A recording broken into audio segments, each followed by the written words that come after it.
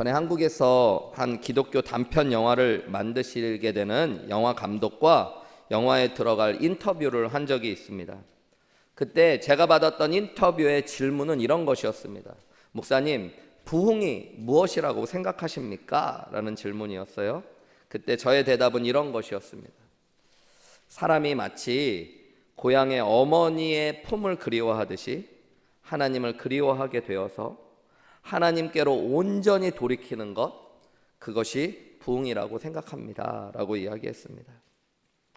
호세아서를 읽어보면요, 호세아서는 크게 세 부분으로 나누어질 수 있는데요, 1장부터 3장까지는 선지자 호세아의 가정의 이야기를 통해 하나님이 이스라엘을 얼마나 사랑하시는지를 알려주시고요, 4장부터 10장까지는 하나님께서 우리가 계속 나눈 대로 이스라엘의 죄를 낱낱이 지적하십니다. 그리고 하나님께서 그들을 징계하실 것들을 알려주세요. 그리고 우리가 오늘부터 나눌 11장부터 14장까지의 말씀에는 결론적으로 하나님이 이스라엘을 어떻게 회복시키실 것인가에 대한 이야기를 들려주십니다. 결론적으로 호세아를 통해 우리가 깨닫는 건 우리를 사랑하시는 하나님이 가지신 마음의 소원이 죄악에 빠진 하나님의 자녀들이 하나님께로 돌이키기를 원하신다라는 것입니다. 우리가 나눌 호세아 11장은 그래서 1절부터 7절까지는 하나님이 이스라엘을 얼마나 어떻게 사랑하시는지를 알려주고요, 8절부터 11절까지는 하나님께서 이스라엘을 어떻게 돌이키게 하실지, 이스라엘이 어떤 모습으로 돌아올 것인지에 대해서 이야기를 던져주고 있어요. 여러분, 다시 말씀을 보시면요, 1절부터 7절까지에는 하나님이 과거로부터 지금까지 그리고 앞으로 이스라엘을 어떻게 사랑하셨는지를 알려주십니다. 1절 말씀에 보면 이스라엘이 어렸을 때에 내가 사랑하여 내 아들을 애굽에서 불러냈다. 하나님은 이스라엘을 내 아들이라고 말씀하시고요, 그들이 어렸을 때에 하나님이 사랑하셔서 애굽에서 그들을 구원하시고 불러낸 백성이라고 말씀하셔요. 이 어렸을 때라는 말이요, 연약하고 죄악된 이스라엘을 상징하고 있습니다. 이스라엘은 부족하고 연약했지만 하나님이 사랑하셨어요. 그래서 그들을 출애굽, 구원시키시고 그들을 하나님의 아들 삼으셨던 것입니다. 그런데 이스라엘은 어떻게 했나요? 2절에 보면 선지자들을 통해 하나님이 그들을 부를수록 그들은 점점 하나님을 멀리하고 바알에게 제사하며 아로새긴 우상 앞에서 분향했대요. 하나님이 그들을 부르면 부를수록 이스라엘은 하나님을 더 멀리 떠나가고 우상을 섬겼다라고 이야기합니다. 그러나 하나님은 그들을 여전히 사랑하셨어요. 3절에 보면 그러나 내가 에브라임에게 걸음을 가르치고 내 팔로 안았음에도 내가 그들을 고치는 줄을 그들은 알지 못했다. 하나님은 이스라엘 백성들을 걸음마를 가르쳐 주시고 그들을 팔로 안아서 키워주셨는데, 어린아이를 부모가 키우듯이 키웠는데 그들은 하나님을 알지 못했다라고 이야기합니다. 그럼에도 불구하고 또 하나님은 사람의 줄, 곧 사랑의 줄로 그들을 이끌었대요. 사랑의 줄로 이스라엘 백성들을 이끌어 주셨는데 그들에게 대하여 그 목에서 멍에를 벗기는 자같이 되었으며 그들 앞에 먹을 것을 두었대요. 그런데 5절에 보면 이스라엘 백성들은 애굽 땅으로 되돌아가지 못하겠거늘 내게 돌아오기를 싫어했다라고 이야기해요. 그래서 아수르 사람들이 그들의 왕이 되어질 것이래요. 7절 말씀에 보면 내 백성이 끝끝내 내게서 물러났다 그래요.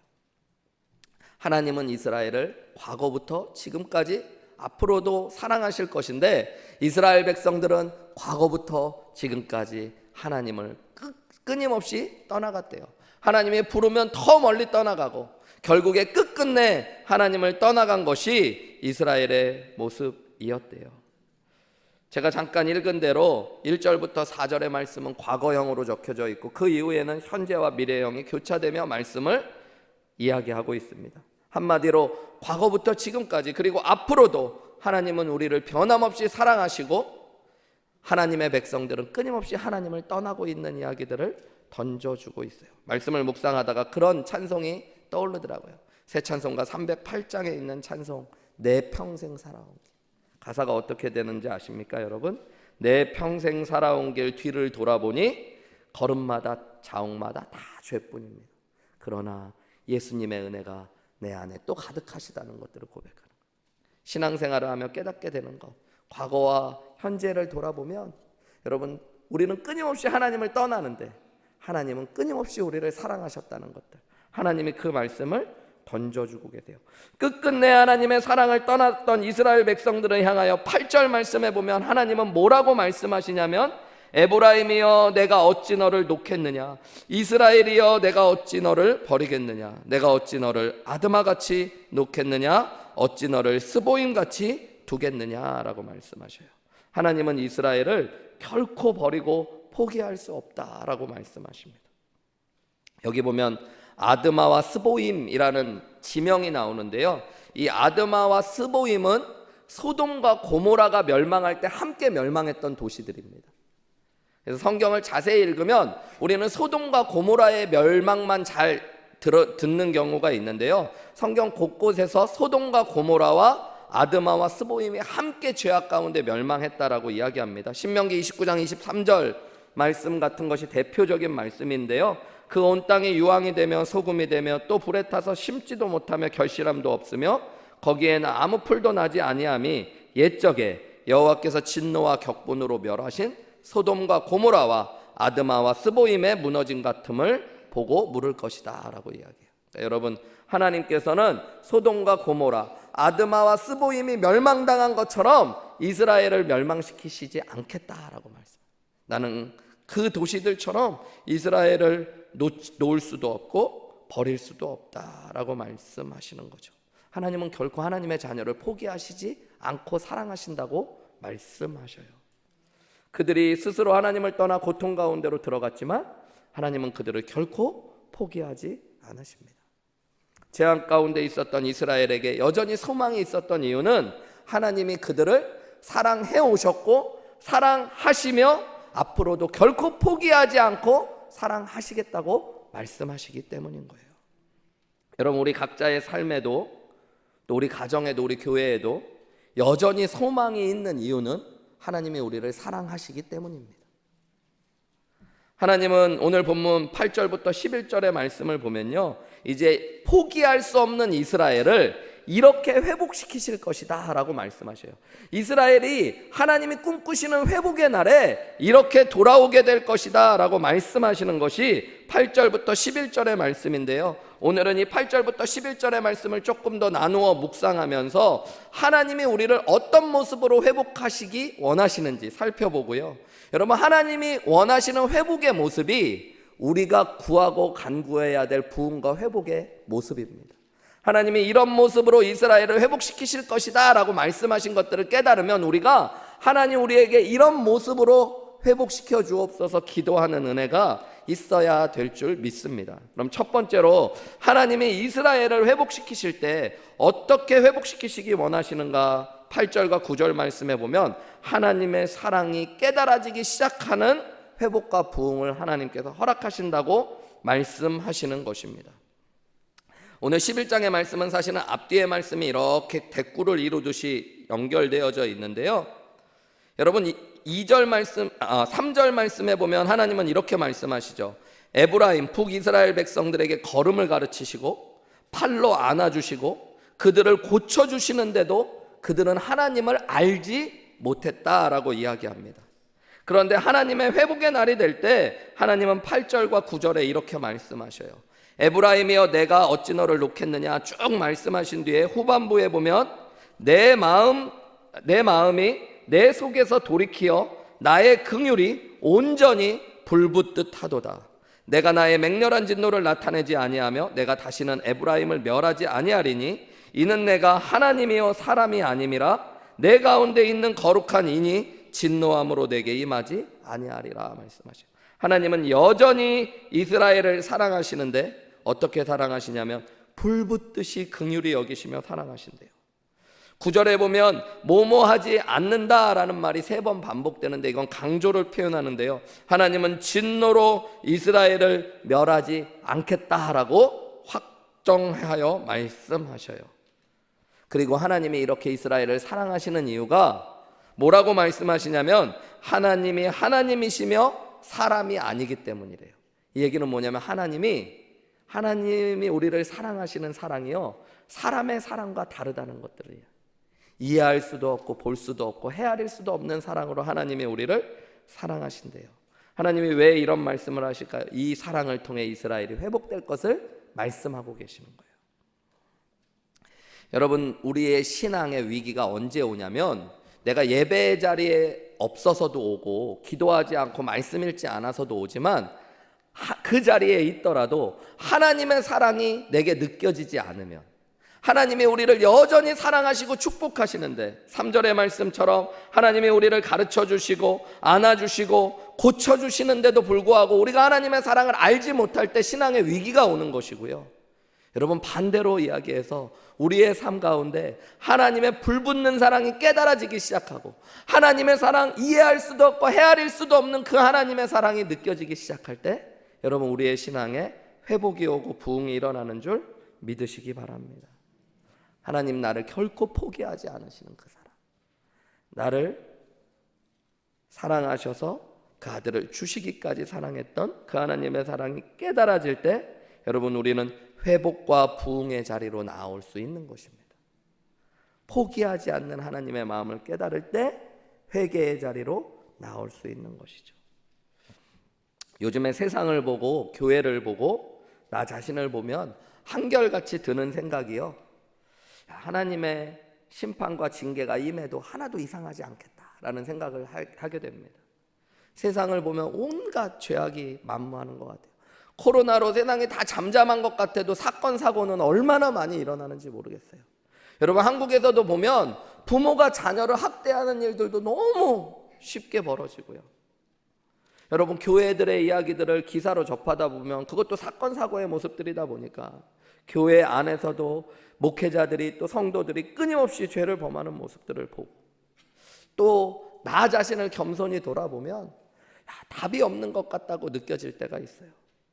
그리고 두렵다는 생각도 듭니다. 그런데 호세아의 말씀을 묵상하면서 지난 한 주간 하나님이 저에게 깨닫게 하신 것이 세상을 보면서 두려워하고 한탄하는 것이 아니라 우리를 여전히 사랑하시는 하나님의 사랑이 우리에게 여전히 임하여 계시기 때문에 그 사랑이 우리의 소망이 되고 희망이 되어진다는 것. 이 세상에 사람들이 죄악으로 치닫는 이유도 하나님의 사랑을 사실 깨닫지 못해서 그런 거예요. 이 세상의 교회들이 여러분 자꾸 어려워지고 힘들어지고 사람들의 아기다툼으로만 바뀌어져 가는 이유들, 그것도 하나님의 사랑이 우리 안에 이루어져 버려서 그런지 모릅니다. 여러분, 내 자신 안에도 마찬가지예요. 하나님의 사랑이 다시 불붙듯이 임하시는 그 하나님의 사랑이 깨달아지기 시작하고 헤아릴 수도 없고 이해할 수도 없는 하나님의 사랑이 여전히 내게 임하여 계시다는 것들을 내가 알기 시작하면 여러분, 우리 안에 진정한 회개와 회복이 일어난다는 것들을 믿으시기 바랍니다. 그래서 오늘 아침에는 우리가 이렇게 기도하셔야 돼요. 하나님이 이스라엘 백성들이 이 변함없는 불붙는 하나님의 사랑, 그리고 결코 진노보다 크신 하나님의 사랑이 우리에게 임하여 계시다고 말씀하시는 것들을 들으라고 하시는 것처럼 그것이 회복의 모습이라고 말씀하시는 것들을 깨달으면서 하나님, 우리 안에 그 회복의 은혜를 허락하여 달라고 기도하셔야 되는 거예요. 하나님의 사랑이 깨달아질 수 있게 해달라. 예배 가운데, 삶 가운데, 말씀 가운데, 기도 가운데 하나님의 사랑, 포기하지 않고 우리를 사랑하시는 그 불붙는 하나님의 사랑이 깨달아지게 해달라고 기도하시는 저와 여러분들 되시기를 주님의 이름으로 축복합니다. 두 번째로, 하나님께서는 이스라엘이 회복되고 하나님께로 돌아올 때 10절의 말씀에 보시면요, 그들은 사자처럼 소리를 내시는 여호와를 따를 것이라 여호와께서 소리를 내시면 자손들이 서쪽에서부터 떨며 오게 될 것이래요. 여러분, 하나님의 음성과 말씀이 분명하게 경외함 가운데 들려질 때 하나님의 회복과 부흥이 이루어진다라고 하나님 말씀하십니다. 이스라엘이 오기는 오는데요, 하나님이 사자처럼 소리를 내시는 것들을 듣고 따라오고 돌아오기 시작한대요.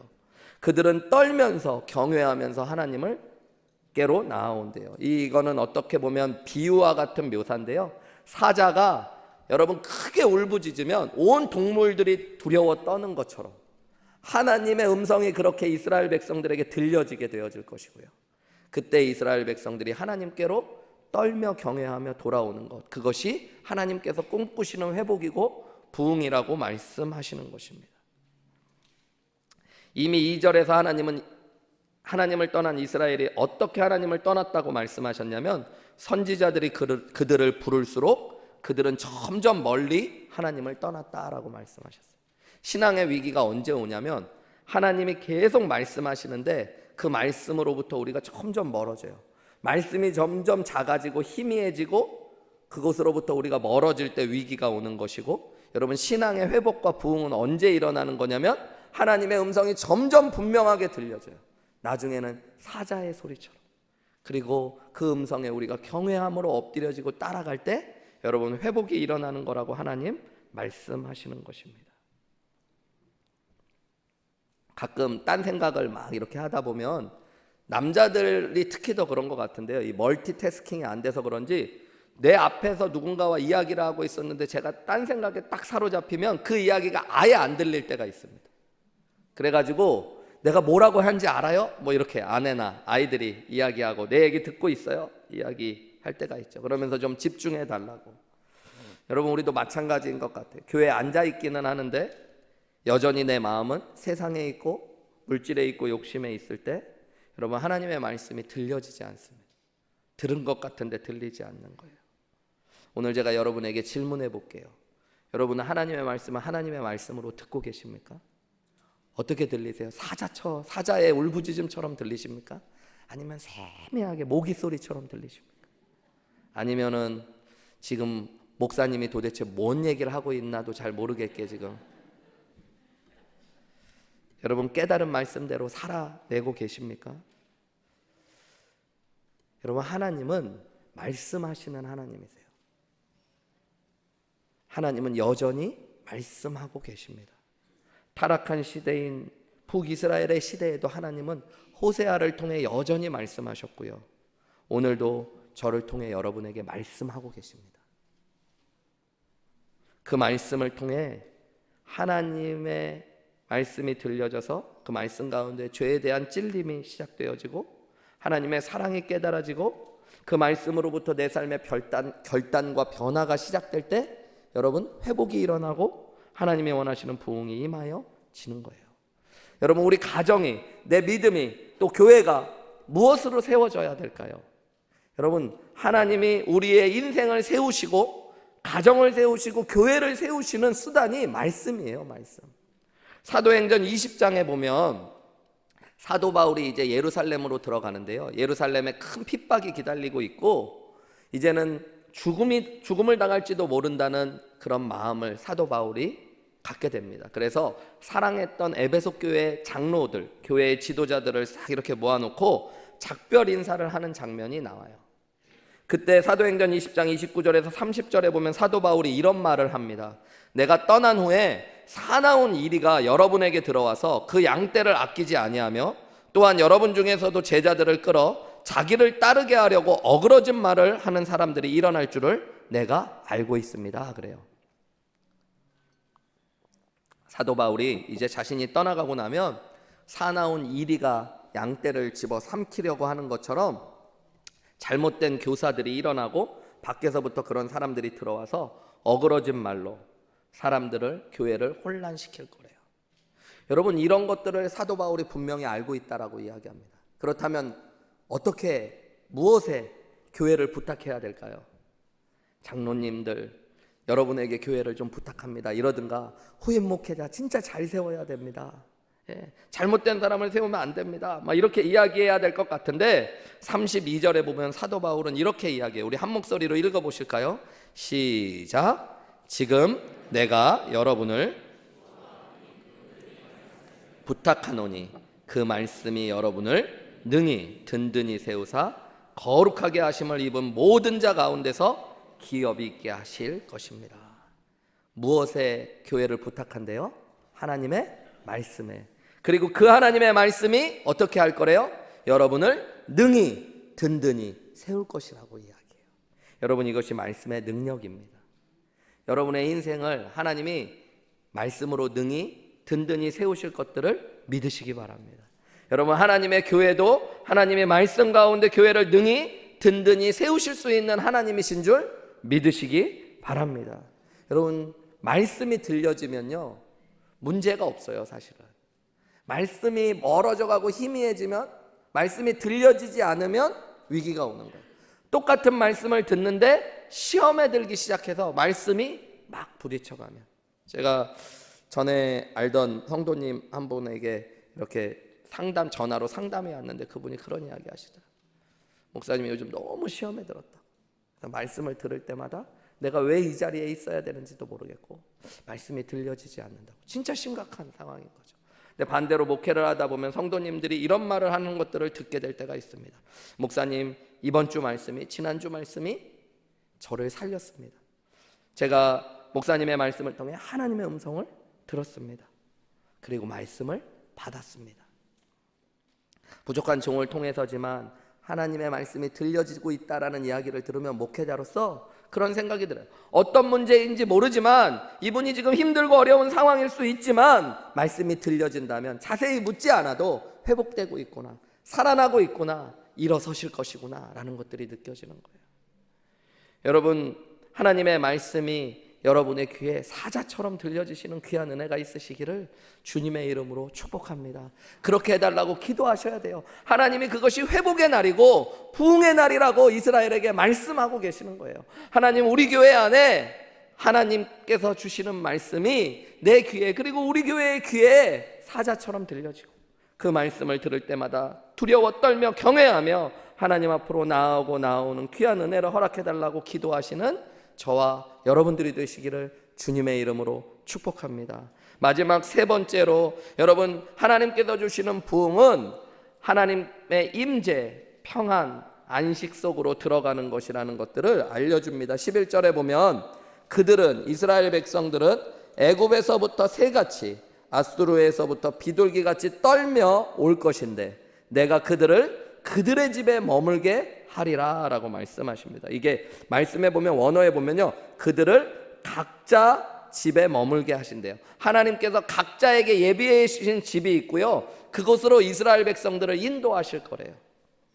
포로의 날 이스라엘로 다시 돌아온 백성들이, 여러분, 거할 처소가 없다면 온전한 회복이 아닌 거죠. 하나님은 그곳에 예비한 처소를 마련해 놓으시고 이스라엘 백성들이 각자의 집에 쉴 수 있도록, 다 부족함 없이 쉴 수 있는 공간으로 그들을 인도하시고 회복시키실 것이라고 말씀하고 계시는 거예요. 여러분, 물론 역사적으로 보면 이스라엘 백성들이 포로에서 돌아와 이스라엘 가운데 회복될 것들을 말씀하시는 것이지만, 신앙의 전체의 눈으로 보면 여러분, 하나님께서 하나님의 나라 천국으로 우리를 인도하실 것들을 말씀하시는 거예요.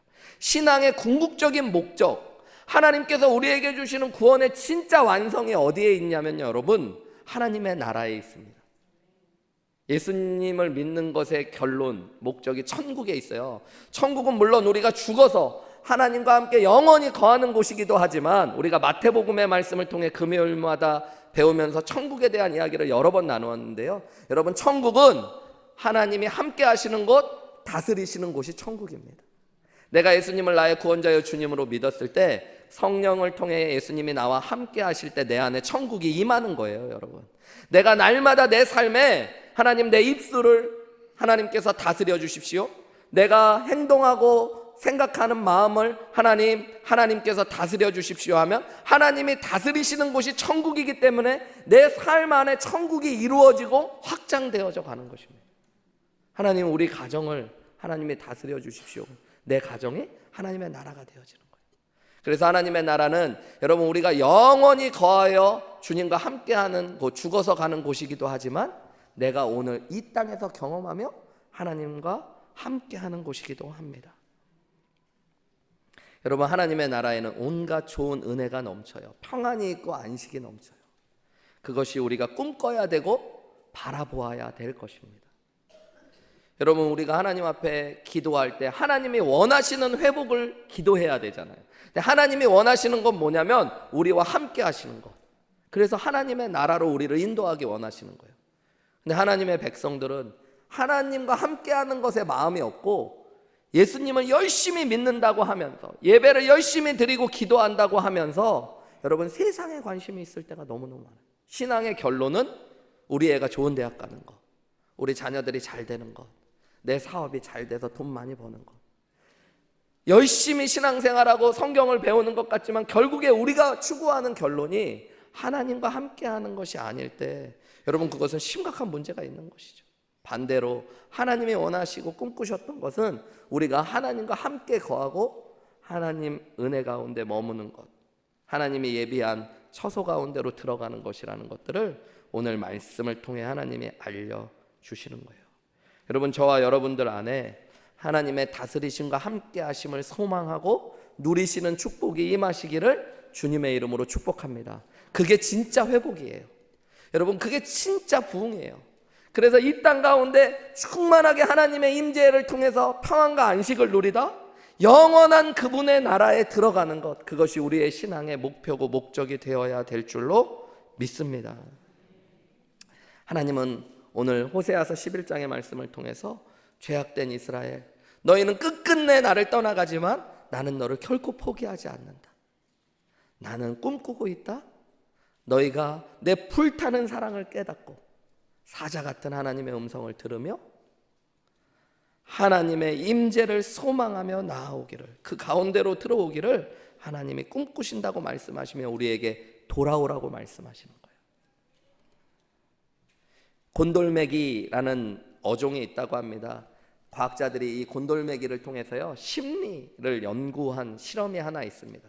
이 곤돌매기를 딱 갖다 놓고 한쪽에요, 이 먹을 것들을 잔뜩 갖다 놓고 가운데 칸막이를 딱 쳤어요. 그리고 이제 이쪽 곤돌매기가 있는 쪽에는 먹이가 없고 반대쪽에 투명한 막 위에는 곤돌매기가 좋아하는 먹이가 가득한데요, 곤돌매기가 이것을 먹으려고 수족관으로 가다 보면 계속 입이 부딪히는 거예요.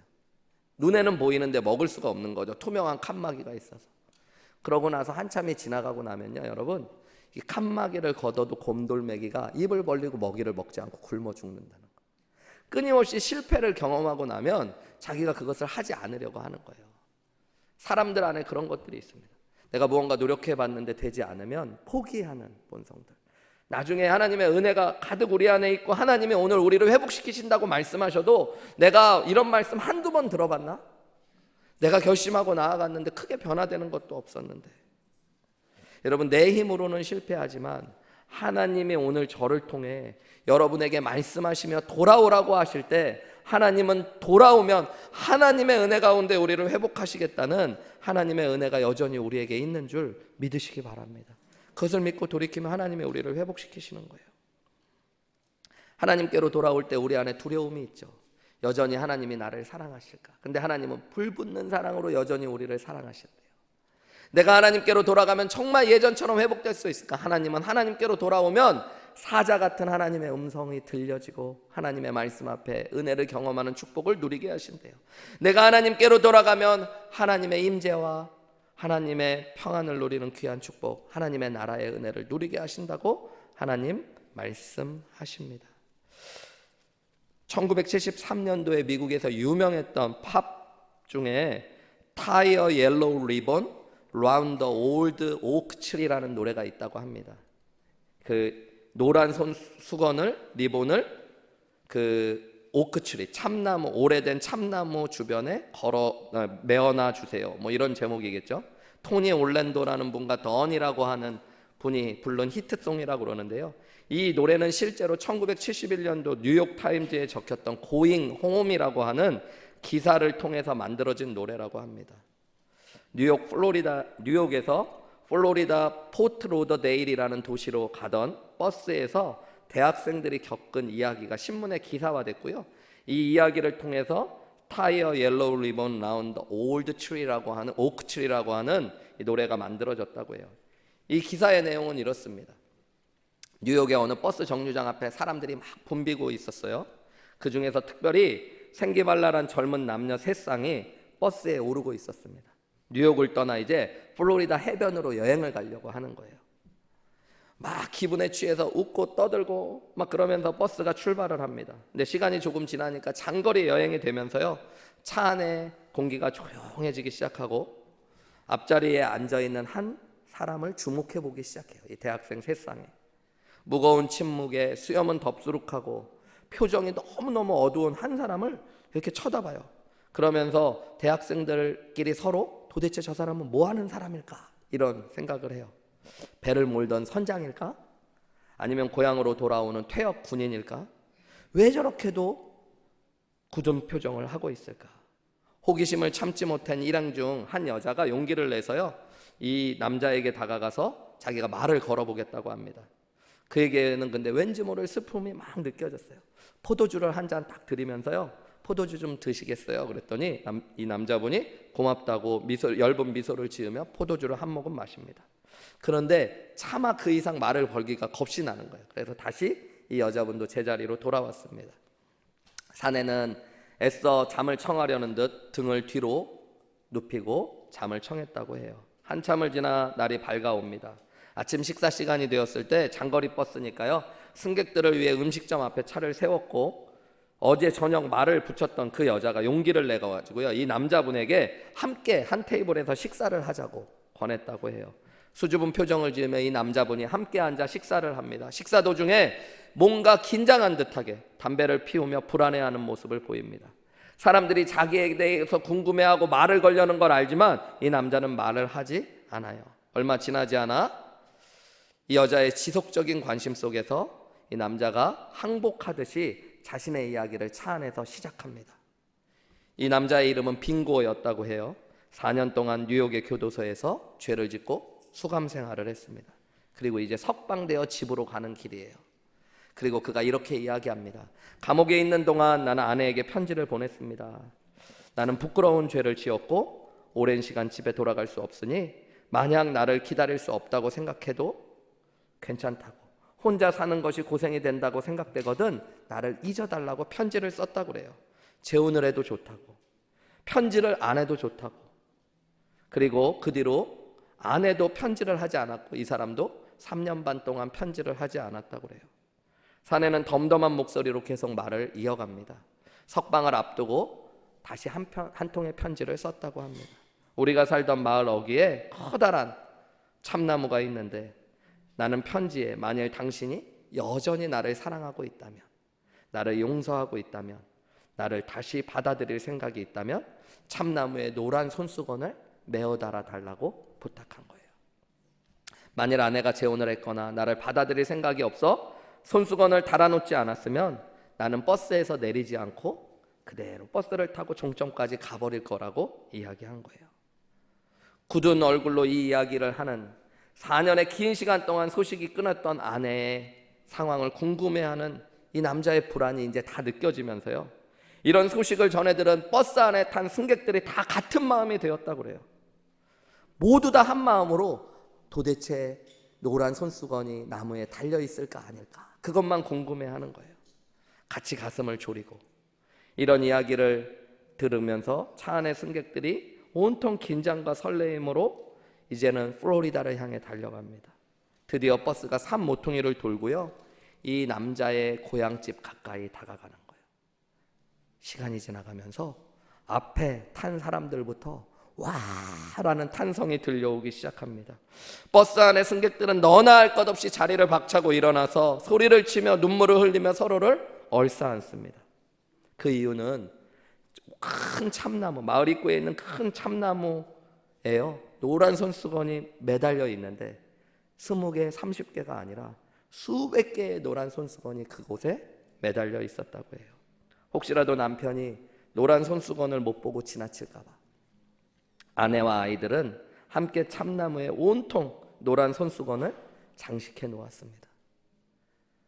그리고 빙고라는 남자는 넋을 잃은 사람처럼 그 자리에 멍하니 앉아서 눈물을 흘리다가 차가 멈추고 차의 문이 열렸을 때 여러분 어떻게 했을까요?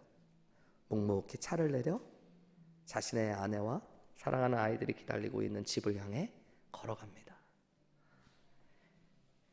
여러분, 저는 오늘 하나님께서 우리에게 보여주시는 말씀 속에서 우리가 예배의 마지막 말씀을 들으며 나아가야 되는 걸음이 이 걸음이라고 믿습니다. 온통 큰 오크트리에 매달려 있었던 옐로우 리본을 보았던 것처럼 여러분, 우리는 눈을 들어 갈보리 언덕 위에 나무 십자가 위에 매달려 계셨던 예수 그리스도의 십자가의 피를 볼 때 그분이 여전히 우리를 사랑하고 계심을, 그래서 우리를 기다리고 계시고 돌아오라고 하시는 하나님의 음성을 들어야 됩니다. 내가 여전히 너를 불타오르듯이 세상의 사람들이 이해할 수도 없고 헤아릴 수도 없는 사랑으로 사랑하고 있다. 네가 내게로 돌아올 때 하나님의 음성이 사자처럼 들려지고 하나님의 품을 그리워하며 하나님의 안식과 평안 가운데로 나아오면 하나님이 우리를 꿈꾸셨던 회복의 자리로 회복해내시고 우리의 메마른 심령에 꽃이 피어나게 하시며 우리의 황량한 가슴에 노래가 가득 채워지는 은혜로 우리를 불러내시는 줄 믿으시기 바랍니다. 우리 함께 기도하셨으면 좋겠어요. 여러분, 우리 주신 하나님의 말씀을 생각하며 기도할 때에 주님, 하나님 우리를 기다리시며 여전히 사랑하시며 우리를 부르시는 하나님의 음성을 들으시는 귀한 아침 되시기를 주님의 이름으로 축복합니다. 세상에 알 수도 없고 이해할 수도 없는 사랑으로 그 아들 예수 그리스도를 주시기까지 사랑하신 하나님의 사랑이 깨달아지기 원합니다. 하나님의 음성이 희미해졌던 그분의 음성이 우리에게 더 분명하고 크게 들려지는 은혜가 있기를 원합니다.